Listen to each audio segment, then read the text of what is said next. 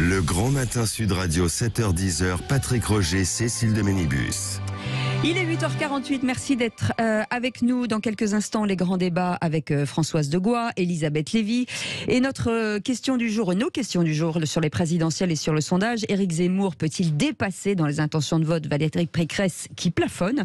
Eh bien, pour l'instant, vous dites oui à 93%. Je rappelle quand même que ce sont des sondages de ceux qui votent sur les réseaux sociaux et sur le compte Twitter de Sud Radio, bien entendu. Et puis l'autre sondage aussi, c'est autour du convoi dit de la liberté, là, tout à l'heure. Est-ce que il y a des similitudes avec les Gilets jaunes? On va voir ça tout à l'heure, justement, après 9h. On pourra en débattre. Vous pourrez nous dire ce que vous en pensez. Vous pouvez nous appeler 0826 300 300. Alors, la ministre de la fonction publique, Amélie de Montchalin, a dit tout à l'heure, non, mais il est hors de question qu'on laisse, évidemment, ces camions se déployer. Nous serons fermes. Il y aura de la fermeté pour ne pas bloquer la France.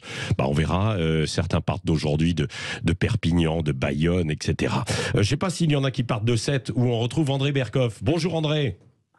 Bonjour Patrick. Bon, bonjour. André, Bonjour, vous avez André. pris le train, vous n'avez pas pris de camion, mais vous avez pris le train, et pas d'avion non plus, pas de jet privé comme Jean Castex, parce que c'est pas le tout de donner des leçons, mais aussi il faut être capable en fait de respecter les choses. Alors André, vous êtes à 7 aujourd'hui, que vous avez de la chance, que vous avez de la chance. Oui, il fait beau, et puis il y a vraiment, de mon hôtel, là où je suis, il y a les canaux, tout ça, c'est très très beau. Et alors vous parlez de convoi de la liberté. Oui. Je vais vous dire qu'on aura dans l'émission, effectivement, quelqu'un, vous savez que ça va partir de Perpignan, mais ça passe par Sète. Oui.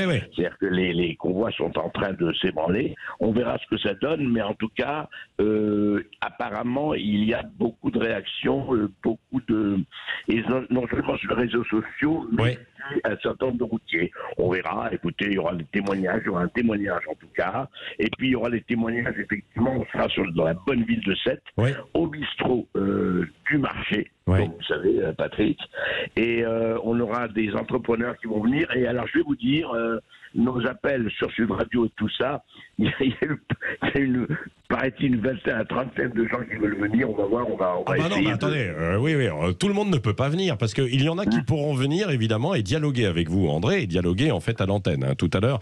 C'est pour ça, et chaque mercredi, André, vous serez sur le terrain dans des villes moyennes, dans des petites villes, des villages et des grandes villes, pour prendre un petit peu le pouls de la France, quoi. Voilà, c'est ça, jusqu'à la présidentielle. Il ne s'agit pas de dire pour qui vous allez voter ou pas, c'est pas du tout ça. C'est vraiment une espèce de cahier de doléances, en tout cas, de savoir ce que pensent les gens, ce qu'ils ont, de quoi ils ont envie, ce qu'ils rejettent, etc. Leurs priorités. Pardon ? Leurs priorités. Oui.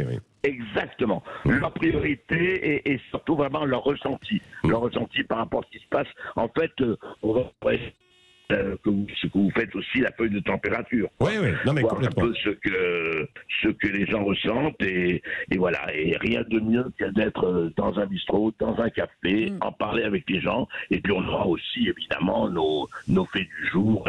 Bien sûr. C'est l'émission habituelle avec évidemment cette coloration sétoise. En plus, voilà, vous êtes à 7, c'est pas. Oui. Et juste un mot quand même, nous n'oublierons pas évidemment le grand dont on fête le 100e anniversaire de la naissance et le 40e anniversaire de la mort, Georges Brassens. Oui, comme vous le savez, Brassens, bien sûr.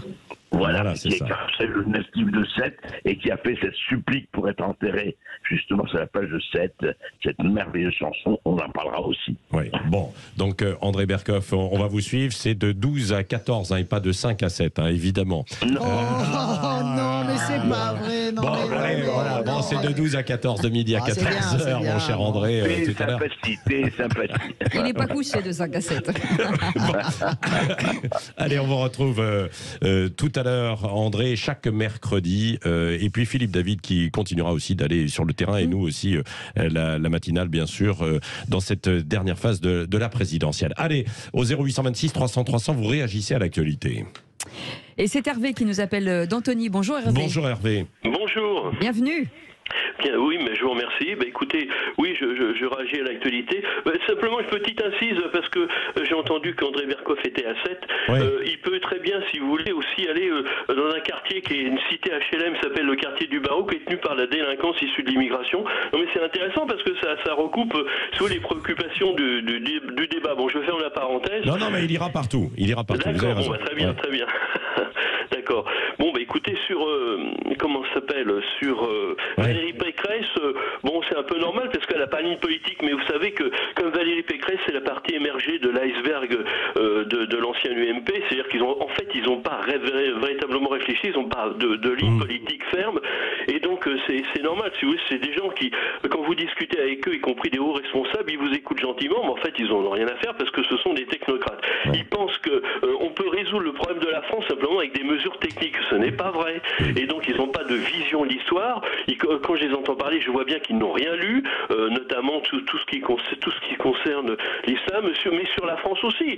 Rassurez-vous, ils connaissent rien de ce qui s'est passé en 1905. Et c'est pour ça, Hervé, que vous dites que, eh bien, dans les courbes des intentions de vote, bien sûr. Éric Zemmour pourrait dépasser Valérie Pécresse. Le problème de Pécresse, oui, c'est ils n'ont pas de ligne idéologique, ils n'ont pas de ligne politique ferme. Et donc, à force de ne pas réfléchir, de ne rien lire, évidemment, ils se font doubler par des gens qui ont des convictions, qui ont lu, alors qu'on peut contester, hein, mais si vous voulez, qui présentent une vision de la France. Alors eux, ils n'en ont pas parce qu'ils ont abandonné l'histoire. L'histoire, c'est très important, c'est important pour les enfants, c'est important pour les adultes, et quand on abandonne l'histoire, et ben voilà ce qui se passe, tout simplement.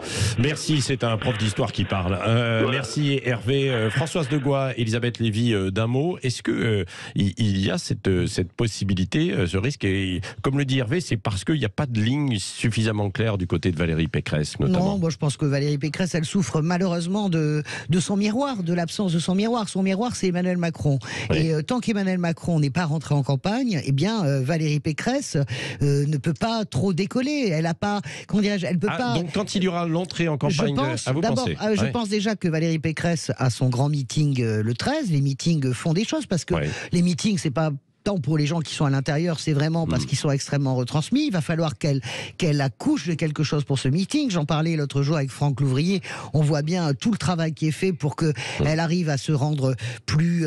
que les gens perçoivent plus qui elle est. Moi, cette course aux petits chevaux me fatigue. On a recommencé. Et je dis juste... C'est très incertain cette présidentielle. Il y a déjà 3 mois, c'était Éric Zemmour va dépecer tout le monde. Finalement, il est redescendu parce qu'il fait boulette sur boulette. Il remonte, là ça recommence, il va dépasser Pécresse et Le Pen. Attention. Elisabeth Lévy. Soyons un peu... Elisabeth Lévy, et vous, qu'en pensez-vous? Oui, ça va bien se passer, Françoise. Tu peux je vais vous la faire. Bon. Je vais te la faire récurrente, celle-là. Pourquoi? Mais non, moi j'ai rien dit. Je suis assez d'accord. Mais c'est pas grave. Je suis assez d'accord avec Hervé sur un point, c'est-à-dire moi je suis frappé depuis longtemps. Alors je ne sais pas s'il faut parler d'absence de ligne idéologique ou de multiplicité de lignes idéologiques au sein de l'UMP. Depuis très longtemps, je pense que cette espèce d'union de carpe et de lapin, c'est ça, c'est des carpe et des lapins. C'est ça. C'est ça. De carpe et de lapin, ça ne peut pas marcher parce que vous avez dans le même parti, et on peut bien sûr avoir des nuances dans un parti, mais vous avoir dans le même parti des européistes fervents et des souverainistes, si vous voulez, là on a affaire à 2 visions du monde, à 2 conceptions de la France, à 2 conceptions de la nation, et je pense que ça, effectivement, je trouve que voilà pourquoi votre droite est muette en fait. C'est parce que quel est si vous voulez, cette façon de se rassembler, cette façon complètement factice de se rassembler avant les élections. Si vous voulez, je pense que ça trompe pas grand monde. Et par ailleurs, je pense que Françoise l'a dit sans prononcer le mot parce qu'elle veut bien galvauder. Mais pour l'instant, Valérie Pécresse a peut-être un problème d'incarnation. C'est-à-dire, elle dit, c'est une femme intelligente, mais... ça imprime pas, comme on dit. Ça n'imprime pas, oui. Allez, dans un instant, on va imprimer avec Éric Revel sur le déficit commercial qui fait tâche quand même pour le bilan d'Emmanuel Macron. On va voir ça en détail. Et puis on reviendra sur tous les autres sujets qui vous interpellent aussi dans l'actualité, bien sûr. Vous pouvez nous appeler 0826 300 300 comme Cécile, ce convoi dit de la liberté. Hein. Absolument, ce convoi dit de la liberté. Est-ce que ça ressemble pour vous aux Gilets jaunes? Vous dites oui en masse, hein, à plus de 90%. Et vous commentez bien entendu sur notre compte Twitter, on en parlera dans un instant. Oui, et puis tout à l'heure à 9h30, la vérité en face, la France est-elle menacée par une dictature des vertueux? Le moralement correct, une nouvelle religion, avec les 2 auteurs d'un livre qui vient tout juste de sortir. À tout de suite. Et tout de suite, Rebelle en campagne. Sud Radio présidentielle 2022. Bonjour Éric Revel. Bonjour Cécile, bonjour Françoise, bonjour Patrick, bonjour tout le monde. Bonjour Éric. Alors, l'heure du bilan du futur candidat Macron se rapproche. Bah oui. Parce qu'il a dit que quand même hier, là, Tout va bien, il je vais fallait bien. y songer. Et il songeait à se présenter, en tout cas à déclarer sa candidature. Quoique. Bon, alors le niveau record du déficit commercial fait tâche sur ce bilan, parce que le désert industriel français est vraiment très inquiétant, Éric Revel. C'est ce que vous nous dites ce matin. Félix Mathieu vient d'en parler. Le chiffre, il est historique. Le chiffre, il est catastrophique. Ça rime. Le commerce extérieur français est négatif de 85 milliards d'euros.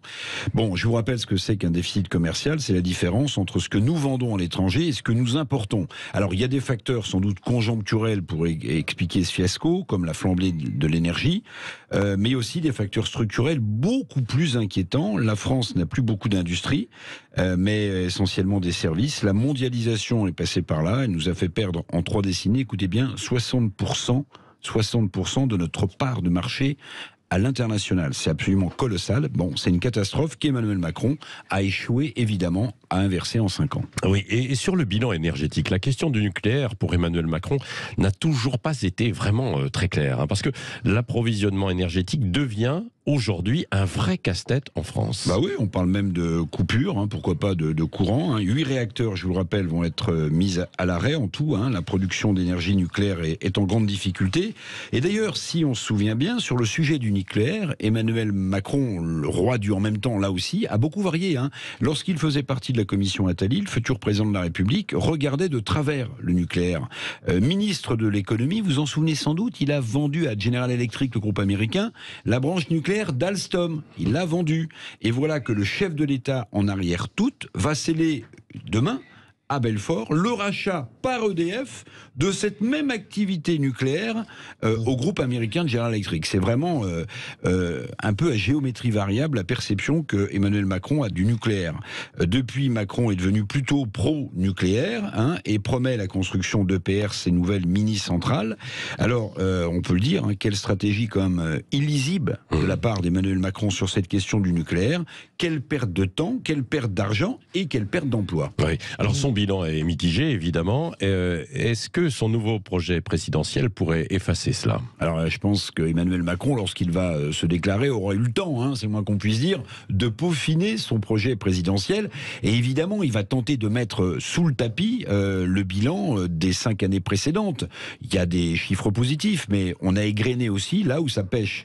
Commerce extérieur, c'est un fiasco. Production d'énergie, on est quand même en difficulté. Réforme qui a été l'un des thèmes majeurs d'Emmanuel Macron, en grande difficulté aussi les réformes. Reparlons de celle des retraites, reparlons de la loi dépendance et du grand âge qui sont restées d'être mortes. Et puis le bilan de la sécurité aussi, il n'est pas très bon. 69%, vous avez vu dans le sondage IFOP, des Français interrogés sur le bilan sécuritaire de Darmanin et d'Emmanuel Macron le trouvent négatif. L'économie française vit à crédit, puis vous l'avez dit, le désert industriel est une vraie préoccupation. Emmanuel Macron, candidat prochainement, est attendu au tournant sur ses 5 années de pouvoir, mais aussi, il n'en fera pas l'économie, sur son bilan. Oui, c'est vrai que cette question industrielle et économique, ce n'est pas toujours très présent en fait dans la campagne. Elisabeth Lévy, vous êtes avec nous, Françoise de Gois et vous au 0826 300 300.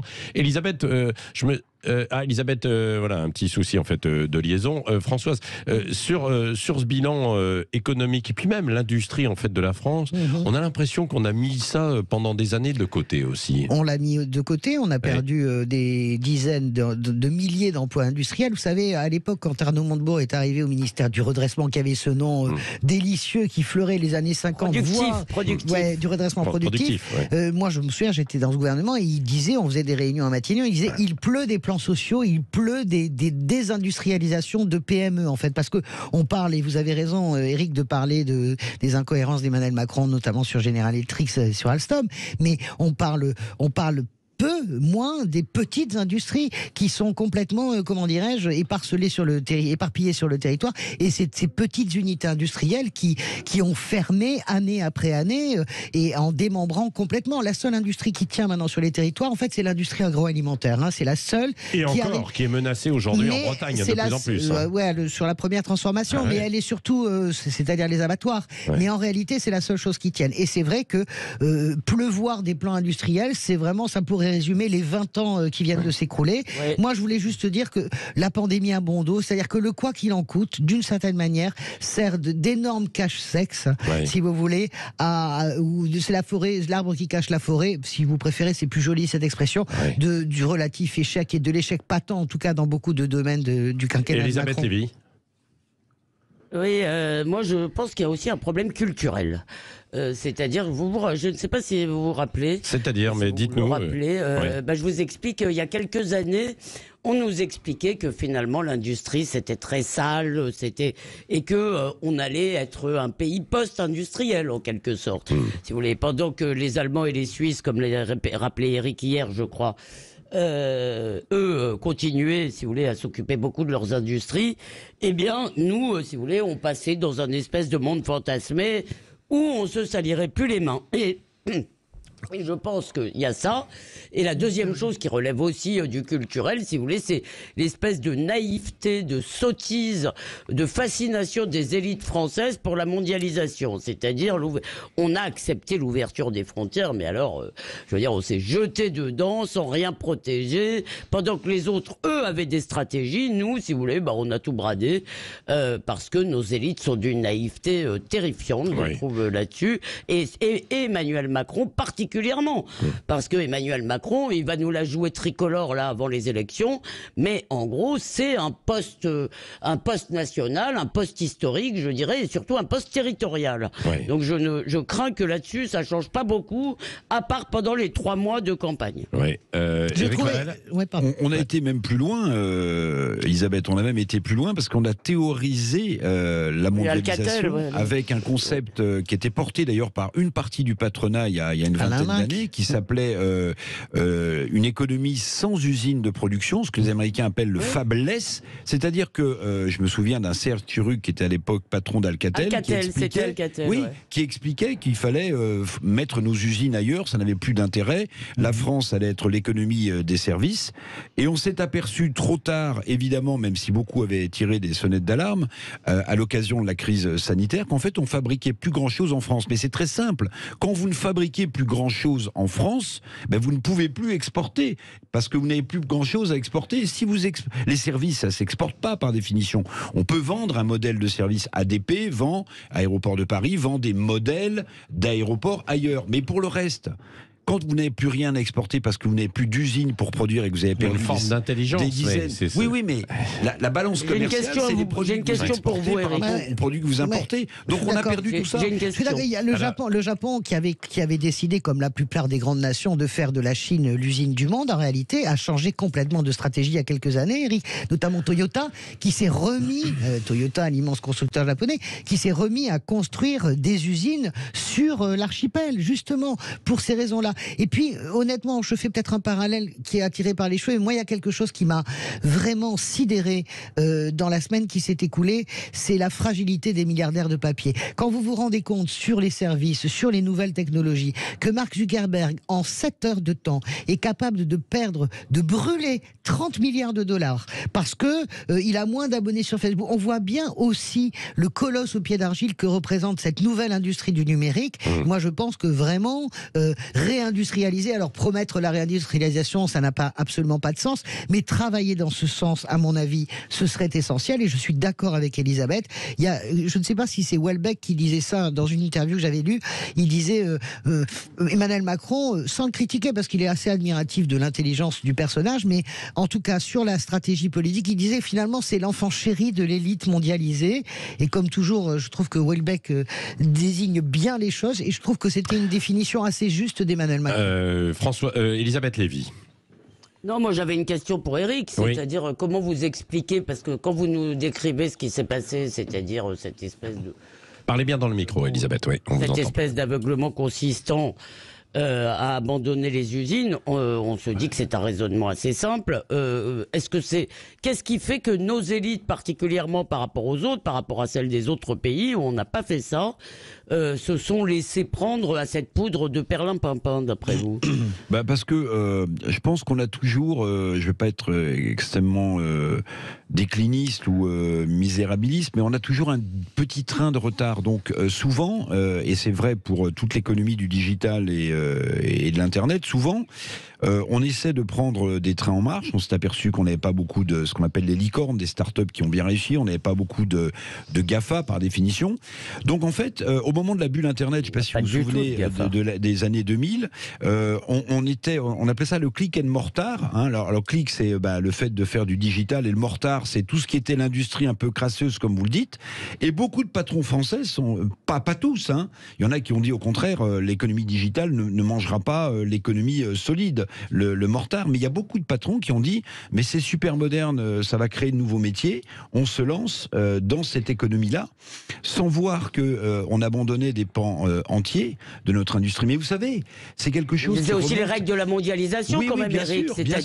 C'est-à-dire qu'on a quand même mis les salariés, français et les ouvriers, les employés français, enfin les ouvriers notamment, en concurrence avec les Chinois, etc. C'est-à-dire, si vous fermez les frontières, que vous protégez rien, effectivement, un patron qui veut faire du profit, il va installer son usine ailleurs. Bien sûr, mais ça remonte à très loin. Je ne sais pas si vous vous souvenez, quand Valéry Giscard d'Estaing était président de la République, on avait commencé, sous son septennat, à abandonner la machine-outil. Vous vous souvenez? C'était le secteur de la machine-outil. Bon, c'était plus très important de construire de la machine-outil. D'ailleurs, les Allemands ont repris toutes ces parts de marché souvent. La machine-outil, ça produit des outils. Vous voyez, les outils, ça sert à faire des produits. Donc déjà là, on avait un petit sujet, mais ça s'est accéléré absolument de manière incroyable. Alors c'est dû aussi au fait qu'on a un coût du travail qui est plus élevé en France. Donc quand vous avez la possibilité de produire ailleurs, vous le faites parce que vos profits vont croître. Et puis il y a aussi autre chose, c'est que la plupart des grands groupes, ce qu'on appelle les groupes du CAC 40, leurs employés, leurs collaborateurs, là où ils croissent, c'est pas vraiment en France. Il faut savoir que l'économie française, elle n'est pas tenue par des grands groupes en réalité, sur notre sol national. Elle est tenue par des PME et des TPE. C'est elles, ces petites entreprises qui font tourner. Ce ne sont pas les grands groupes qui, eux, sont des multinationales et qui donc sont présents dans plein de pays. Donc on a tout ça à reconstruire. Alors je le dis à chaque fois, ça fait rire, mais on a un haut commissaire au plan qui s'appelle François Bayrou.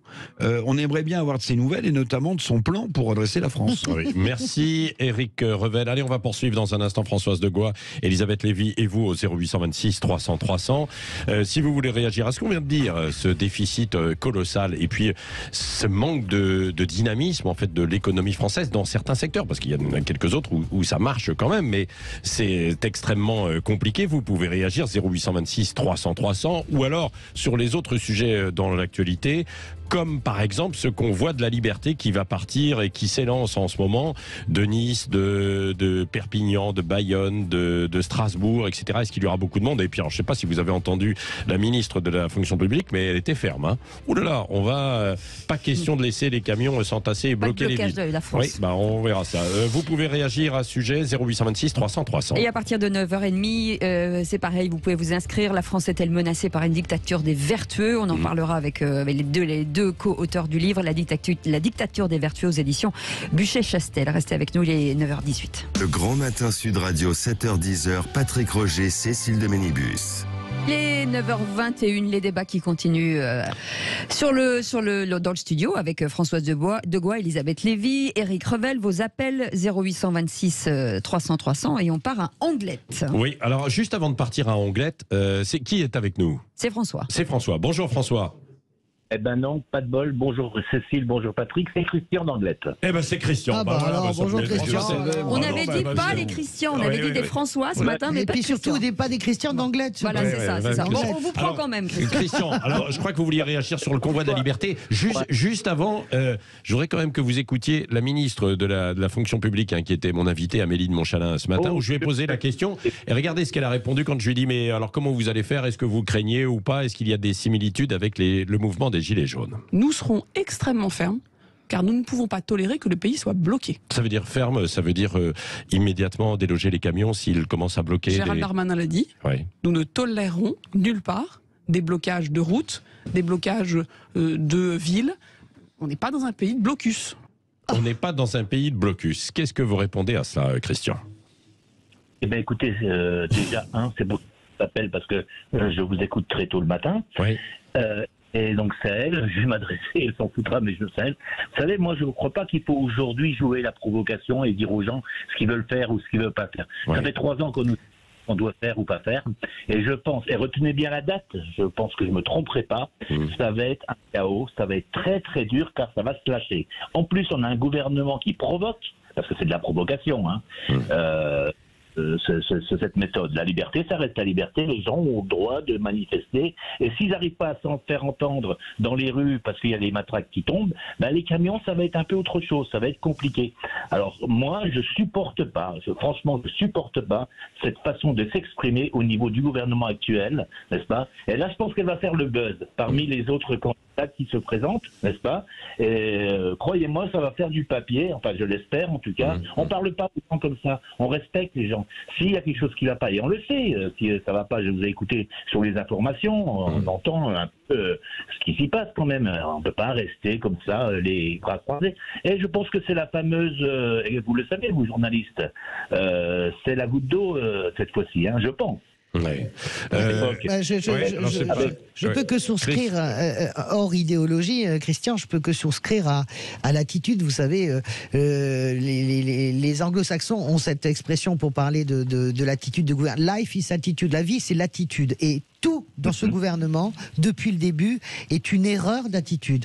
Que ce soit Christophe Castaner, Gérald Darmanin, il parlait de peste brune. Je ne sais pas si vous en souvenez, au début des Gilets jaunes, au commencement du mouvement. Que ce soit même Emmanuel Macron, qui est un provocateur né, parce que c'est une vraie stratégie politique. Je pense qu'il y a une incapacité de s'adresser à ce pays qui est chronique, qui est basée, pour moi, je crois que tout ça ne ressort que du principe d'arrogance. Je crois que c'est véritablement ça. Quand on se sent extraordinairement sûr et à la fois fragile, eh bien on a ce type de comportement. Je pense que la phrase d'Amélie de Montchalin sera reprise partout parce qu'elle est symptomatique et symbolique de cette façon de gouverner, de ce gouvernement, c'est-à-dire vraiment, on rigolait avec Cécile qui faisait un geste de jeter de l'huile sur le feu tout à l'heure, hors antenne, mais c'est exactement ça, c'est aussi bête que ça et c'est aussi contre-productif que cela. Oui. C'est insupportable la façon dont ces gens nous parlent, ça me fait penser à la chanson de Souchon, La foule sentimentale. Il faut voir comment on nous parle. Et ben voilà, le gouvernement de Macron, c'est il faut voir comment on nous parle depuis 5 ans. Éric Revel et Elisabeth Lévy. Éric ?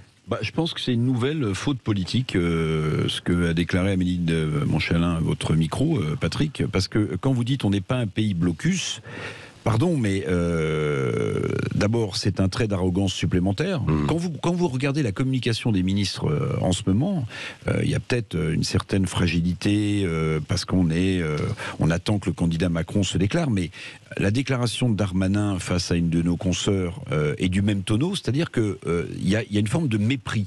Il y a une forme de mépris, il y a une forme d'arrogance suprême. Alors, qu'incarne sans doute Emmanuel Macron, mais cette déclaration de la ministre de la fonction publique tout à l'heure, oui, ça va jeter de l'huile sur le feu, et en plus, ça arrive dans un contexte extrêmement difficile en France. On parlait de la hausse de l'énergie tout à l'heure, mais tout ça peut très bien se cristalliser. Donc quand vous avez une ministre qui vous explique qu'on n'est pas un pays blocus, qu'on va être ferme, mais pardon, un peu plus d'humilité, un peu plus d'écoute. Est-ce qu'ils se rendent compte, les ministres qui font de telles déclarations, qu'en réalité, ils sont en train d'allumer la mèche. Je le pense vraiment. Face à la menace d'un blocus, il faut répondre aussi par la fermeté. On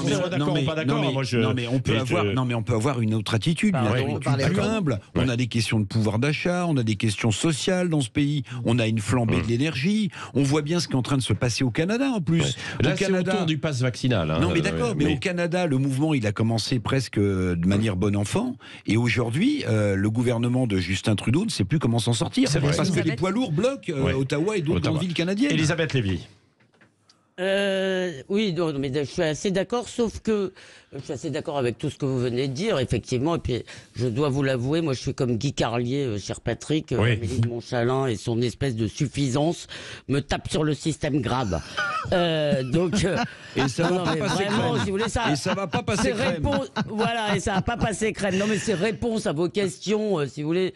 Vraiment, on a tout fait bien et vraiment, on est géniaux et les autres, c'est vraiment insupportable. Et les c'est autres vraiment le peuvent pas comprendre macronisme. parce qu'ils sont trop bêtes. Ouais, ils sont trop bêtes, voilà. On est trop bêtes. Mais je me demande, si vous voulez, si ils ne joueront pas aussi, si jamais il y a tentative de blocus, etc. Vous savez que c'est aussi un moyen pour eux de rejouer leur grande distinction entre nous sommes le cercle de la raison, nous sommes les gens raisonnables, etc. Et regardez-moi ces pouilleux populistes qui ne savent que bloquer, en plus avec leurs gros camions. Et vous savez, il y a un film, j'arrive pas à le retrouver, mais vous allez m'aider. Allez-y.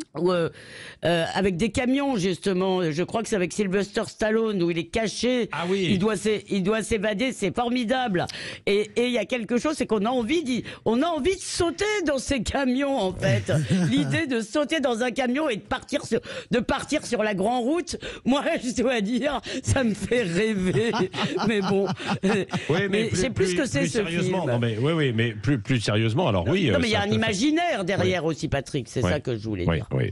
Allez, merci. On continuera d'en parler et notamment demain, évidemment, chez André Berkoff aussi ce midi. Je vous rappelle qu'il est en direct de 7 au bistrot du marché entre midi et 14h et il recevra aussi évidemment beaucoup de gens dans l'actualité à 7 au niveau national et puis des auditeurs tout à l'heure comme chaque jour où il vous accueille au 0826 300 300 au téléphone et là cette fois-ci c'est ça, c'est de 12 à 14 avec une paille. Donc évidemment. Allez, dans un pas instant, de 5 à 7. Non, on peut refaire la blague, la super blague de Patrick Roger, il faut quand même la refaire. Assez de blagues pourries. Suscité par un auditeur. Allez, ça va bien se passer.